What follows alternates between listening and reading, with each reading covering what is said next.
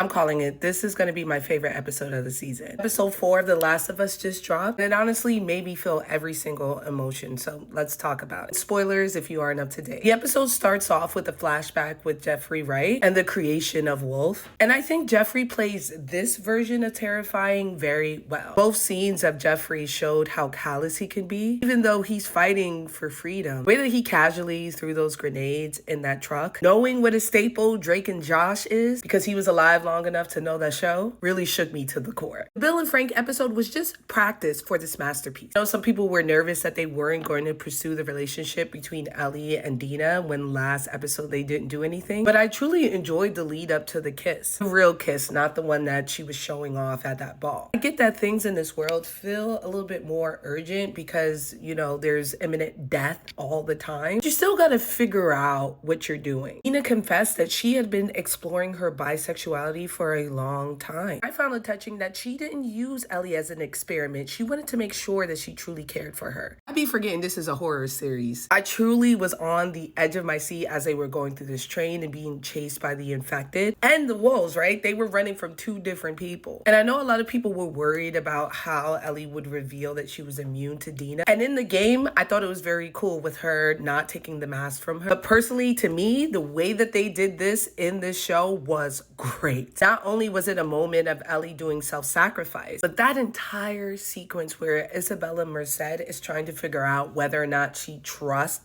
if Ellie is immune. I love that shot where she's sitting down and all you can see is that light and not her facial expression. Because in her mind, she lost Ellie. Her waiting to see if she turned was a desperate attempt for a miracle. Because honestly, I feel like everybody would say that they're immune. We just had COVID-19 and everyone swore that they were immune from it till you get it. But that entire sequence of her pulling the gun, of Ellie desperately telling her not to kill her, and then them reconciling and getting together, I would watch that every day. It was so beautifully done. It was tasteful. And it really pulled on my heartstrings. I understood both of their desperation. And I truly felt connected to both these characters. I also have to say, I love that we found out that Dina was pregnant at the beginning of the episode. And then the show proceeded to highlight how capable she is. She's a sharp shooter. She's ready to go. She's moving. And we saw that in the first season with Ellie's mother moving around. But I love the way that they frame pregnant women as not like just victims or anything, but as members of society who can contribute. I know she's not that pregnant, but still, you know, she's getting sick all the time and she was holding her own. I bang with that. I'm really anxious to see this showdown between the wolves and Ellie. In the meantime, I'm gonna go ahead and give this episode 5 out of 5 Frankie Flames.